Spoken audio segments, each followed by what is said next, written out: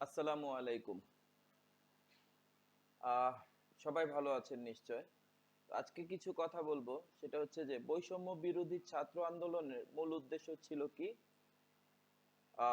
চাকরির ক্ষেত্রে বৈষম্য দূর করা, অর্থাৎ মেধার ভিত্তিতে, কোটার ভিত্তিতে নয়, মেধার ভিত্তিতে চাকরি নিশ্চিত করা।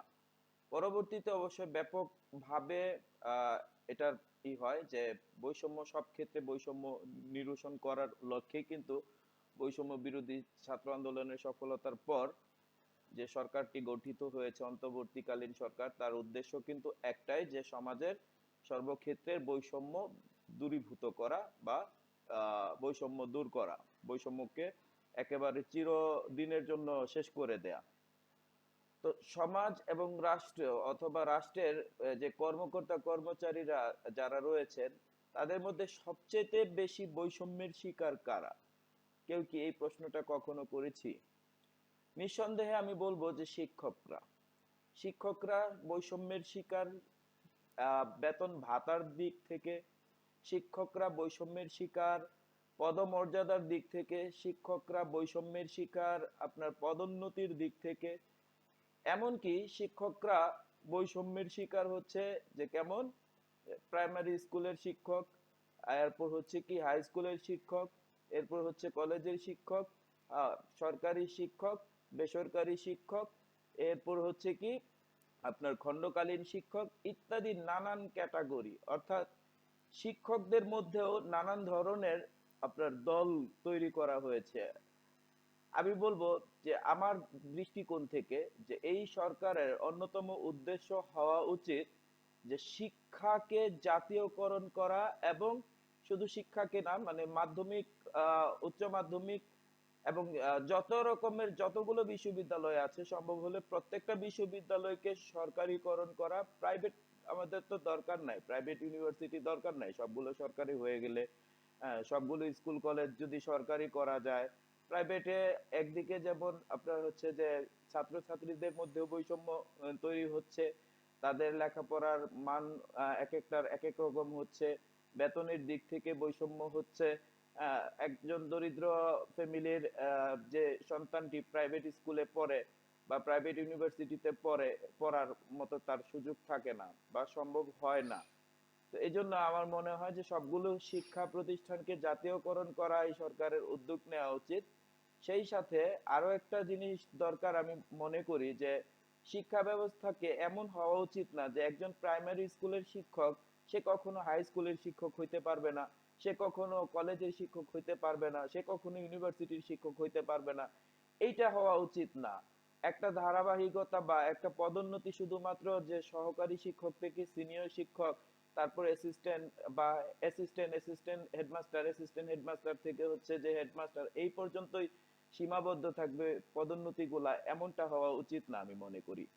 এমনটা হইলে হয় কি যে মানে জ্ঞানের যে চর্চা, ওই শিক্ষক কিন্তু জ্ঞানের চর্চাটা ওইভাবে করেন না। কিন্তু তার যদি সুযোগ থাকতো যে প্রাইমারি স্কুলের শিক্ষক হয়েছে, তার পরীক্ষার মাধ্যমে পরবর্তীতে তার যোগ্যতা প্রমাণের ভিত্তিতে সে যদি হাই স্কুলের শিক্ষক হওয়ার সুযোগ যদি তার থাকতো, এবং একজন হাই স্কুলের শিক্ষকের যদি কলেজের শিক্ষক হওয়ার সুযোগটা থাকে, একজন কলেজের শিক্ষকের যদি আপনার বিশ্ববিদ্যালয়ের শিক্ষক হওয়ার সুযোগটা থাকে, তাহলে কিন্তু সে সারাক্ষণিক জ্ঞান চর্চার মধ্যে থাকবে, এবং তার শিক্ষার্থীকে যে একটা বিষয় কিভাবে মানে আরেকটু বেটার ওয়েতে তা সার্ভ করা যায়, আরেকটু বেটার ওয়েতে সে মানে শিক্ষার্থীকে বোঝানোর চেষ্টা করতে পারে, সেই জিনিসগুলো নিয়ে সে ভাববে।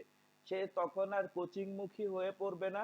কারণ কি, তার পদোন্নতির চিন্তায়, যে সে এখন হাই স্কুলের শিক্ষক, সে এখন কি করে, সে শুধুমাত্র তার ক্লাসের বাহিরের যে সময়টুকু, তখন সে কি করে, যে চিন্তা করে যে আমি যদি আর কিছু স্টুডেন্ট পড়াইতে পারি তাহলে আমার একটা এক্সট্রা ইনকাম আসবে।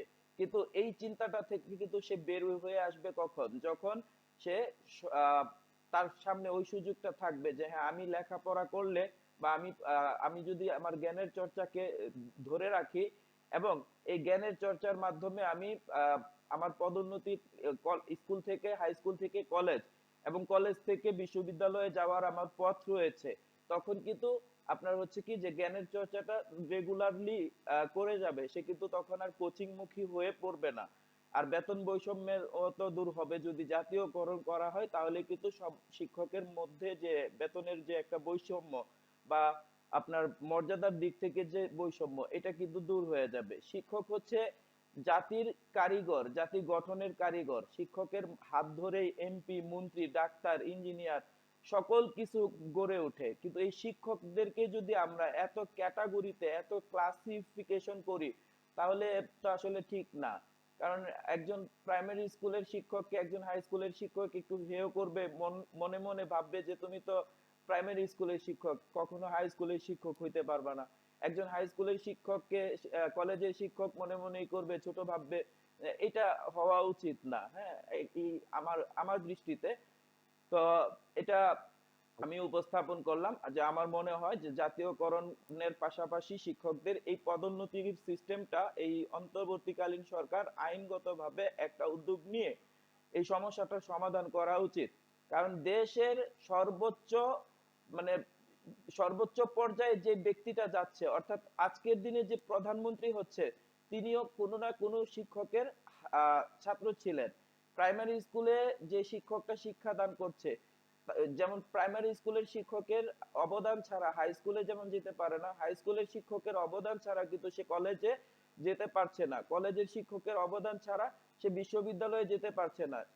সো এই ক্ষেত্রে আমি মনে করি যে প্রত্যেকটা শিক্ষকের মর্যাদা কিন্তু সমান, কিন্তু ওই মর্যাদা গুলো আমরা স্থগিত করে রেখেছি বা একটা সীমাবদ্ধ করিডোরের মধ্যে আবদ্ধ করে রেখেছি। কিভাবে?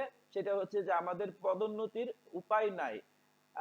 যে স্টুডেন্টটা বিশ্ববিদ্যালয় থেকে আপনার অনার্স মাস্টার্স কমপ্লিট করে সে প্রাইমারি স্কুলে ঢুকুক, হাই স্কুলে ঢুকুক, তার কিন্তু মেধা যে একেবারে খারাপ তা কিন্তু না।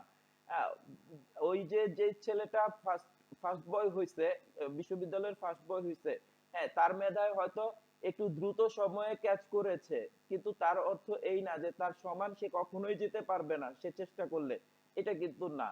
তো এই জন্য এই বৈষম্যগুলো দূর করা এই অন্তর্বর্তীকালীন সরকারের প্রতি আমাদের দাবি।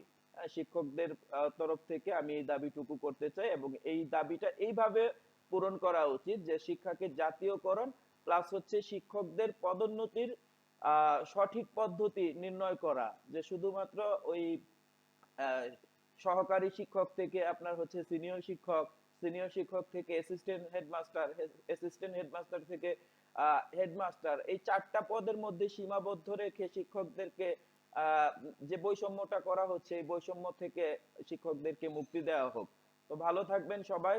আর পরিশেষে এতটুকু বলবো যে বৈষম্য বিরোধী ছাত্রদের যারা আহত হয়ে হাসপাতালে এখনো পড়ে আছে, আল্লাহ তাআলা তাদেরকে অতি দ্রুত সুস্থতা দান করুক। আর বৈষম্য বিরোধী ছাত্রদের যারা মাঠে এখনো মানে বিভিন্ন ইস্যুতে দুর্নীতি দমন থেকে শুরু করে বিভিন্ন বিষয়ে নজর রাখছে, তাদের নজরে এই বিষয়টা আনতে চাচ্ছি যে শিক্ষকদের যে বৈষম্যটা এটা দূর যেন হয়, তারা যেন সেই আওয়াজটা তুলে।